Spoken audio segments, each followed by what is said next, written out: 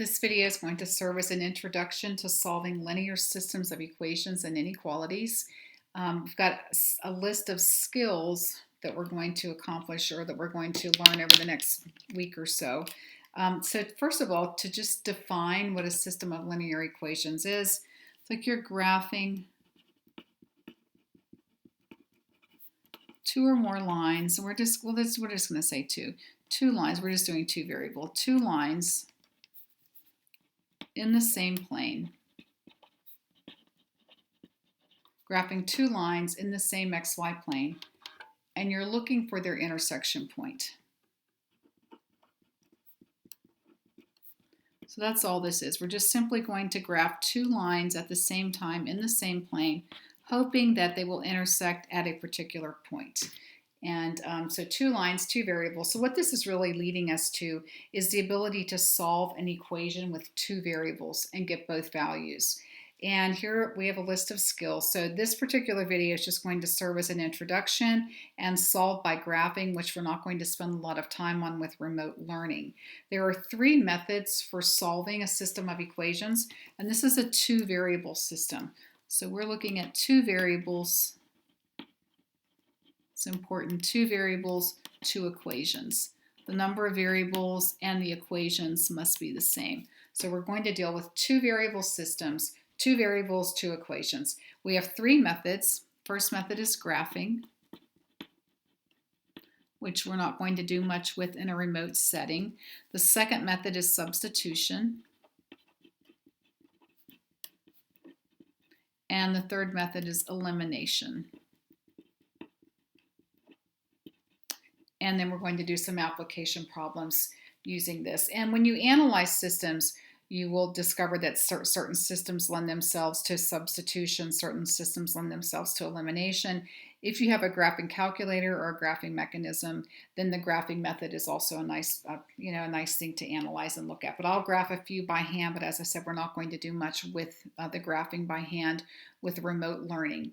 So here are the three types of solutions. So you have three outcomes. So you have three methods for solving, and in addition to having three methods, there are also three outcomes or three solutions to a system of linear equations. The first solution or outcome is the most common, and that's when the two lines actually intersect. So if you just draw a simple XY plane, and I'll change my ink colors, and it doesn't really matter. This is just a visual for you to have in your notes. If I have one line, and I'll draw another line here, and I'll have a little intersection point. I'll just make a little intersection point in quadrant number 2.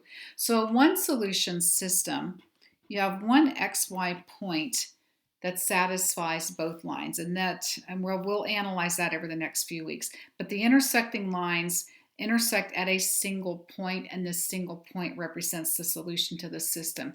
So you have a distinct x value and a distinct y value. If you happen to have a system where the lines are parallel to each other, so once again, I'll just do something really simple. If I have a system where the lines are running parallel to each other, never intersecting, this would be a system with no solution. So parallel lines would represent a system with no solution. There's no intersection point, no single point that would satisfy both equations. No single point would be found on both lines. So there's no intersection of the lines. And you would need to claim that that is a no solution scenario. And then the third outcome, the infinite solution scenario, happens when you're in the XY plane and you're given two equations to work with or two lines to graph, or you think you're graphing two lines, but when you start graphing, it turns out that they're actually the same line. So that means that the two equations actually represent the same line, which would mean you have an infinite number of XY ordered pairs, an infinite number of XY ordered pairs that would make this true.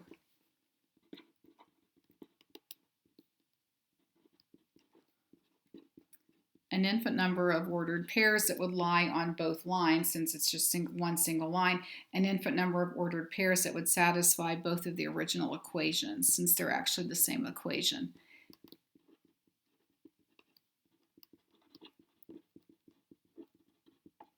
And then the no solution scenario, there would be no single point that would satisfy both equations. But here, just to recap, big picture, We're now solving linear systems of equations, which means that we're looking for an xy ordered pair to make two equations, satisfy two equations at the same time. So we're going to analyze two variable, two equation systems. So the number of variables and the number of equations must match. There are three methods for doing this: graphing, substitution, elimination. The three outcomes visually: intersecting lines would represent a system with one solution. Lines that don't intersect at all, or lines that are parallel, would represent a system that has no solution, no intersection point. The lines don't intersect at all. They have no common points. There are no common XY ordered pairs to the two distinct lines. And then the third outcome would be the infinite solution outcome. You're given two equations that actually end up representing the same equation or the same line. They're just multiples of each other. And this would be a case where you would have infinite XY ordered pairs that would satisfy the system. And in this video, I think I just want to do, I want to go through each example, and then I want to analyze infinite solution, no solution, then I'm going to stop the video. So I'm now on page 3, and all of these notes can be found in topics. So this is page 1 in topics. This is page 3. So I want to graph this system, and then I'll come back in the next video and we'll get through the substitution method. So here you can see I have two variables, x and y, and I have two distinct equations. So I'm going to graph this. And you can follow along. You don't need to print this out. You can just rough it on your paper. It doesn't really matter. But here I'm starting with a y coordinate of my y-intercept is 1. My slope is positive 1. So as I'm graphing my line, and this is my first line. And then I'll switch ink colors, and I'll graph my second line. It's starting at -1 on the y-axis, and the slope is positive 2.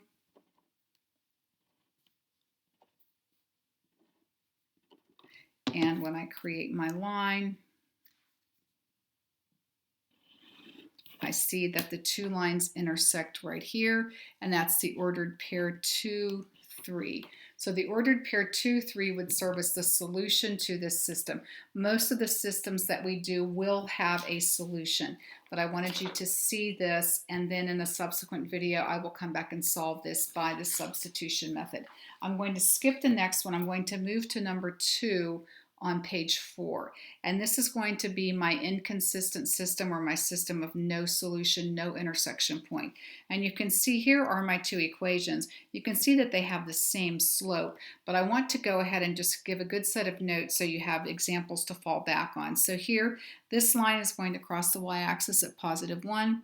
The slope is -2, so I'll move down 2 over 1, down 2 and over 1.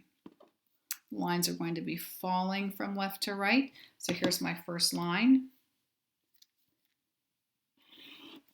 And then I'll switch ink colors. My second line goes through the y-axis at -3 with the same slope, climbing at the same rate. The two lines will never intersect. They have no common points. And this would be a visual example of a system that has no solution. So here are my two equations. I can see they have the same slope and different y-intercepts, which forces them to be two distinct lines. And when I graph, I have no intersection point, so this would be a no solution system. And then the third scenario is the dependent system, or the system with infinite solutions, which means that the two equations that you were given to graph actually represent the same line. So I'm going to go ahead and graph this first equation, pretending like I don't know this, and then we'll analyze in just a minute. So here I'm going to start at +4 on the y-axis, and my slope is -1, so the line is going to be falling as I move from left to right, and connecting my dot, connecting my points. And here's my line.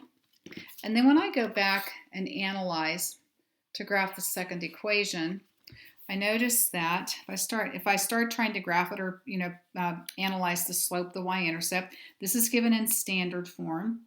And in standard form, the slope is -a over b, and the y-intercept is c over b. So here my slope is going to be -2 over 2, which is just simply -1. and my y-intercept is going to be 8 over 2, which is positive 4. So if I attempt to graph that, I'm going to end up graphing the exact same line. So this would be the case. You've got the two equations, two variables, two equations. You graph your first line, and then you come back and analyze to start graphing the second line, and you realize that they're representing the same line. So this would be a case where you would have just one single line, and you would say this is an infinite solution scenario. And then on page number 5, these are some classic type algebra questions when you're just simply given two linear equations and you're asked to determine if they have no solution, infinite solution, or one solution. And the whole key to this is just analyzing the slopes and the y-intercepts. And I just wanted to do a few of these with you. So here, once again, to review that standard form, ax plus by equaling c. The slope is negative a over b. And then the y-intercept is capital C over capital B. So I'll do the first in purple. So the first equation, the slope of the first equation is going to be negative 1, and the y-intercept is going to be positive 6. And then looking at the second equation, I'll switch to orange. So in the second equation, I'm going to have negative 3 over 3 with a slope of, a y-intercept of positive 1. So here, I'm going to have the same slope, but different y-intercepts. So this is going to be a solution that represents lines that are parallel. So these are going to be parallel lines, which means this is a system with no solution. So parallel lines, and this would be a system that would have no solution. So this would be a no solution system, simply based on analyzing the slopes and the y-intercepts. Looking at number 2,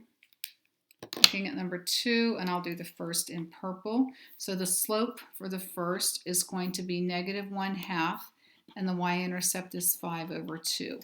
And then I'll switch to orange for the second one. So the second one's, well, it's just kind of turned around a little bit. So I think what I'm going to do with this is isolate the y and put this in slope-intercept form.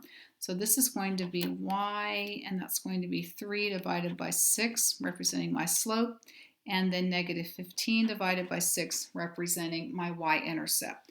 So here my slope is 1/2, positive 1/2.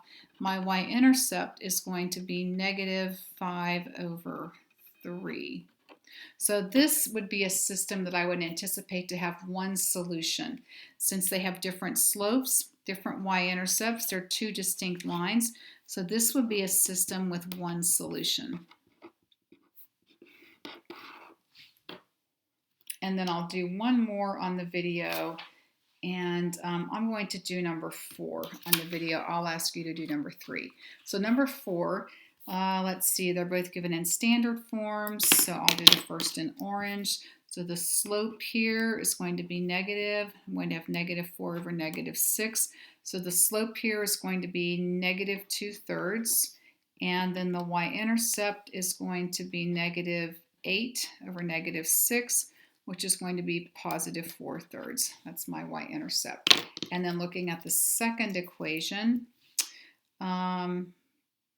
this is going to, let's see, the slope here is going to be negative 2/3, and the y-intercept is going to be positive 4 over 3. And I see that I've got the same slopes and the same y-intercept, which means that they are the same line. So this is going to be my case where I have infinite solutions. And I'm going to stop this video here, and I'll get into substitution in the second video. But just to recap this is just your introductory video, and we will unfold the methods over the next few days or so.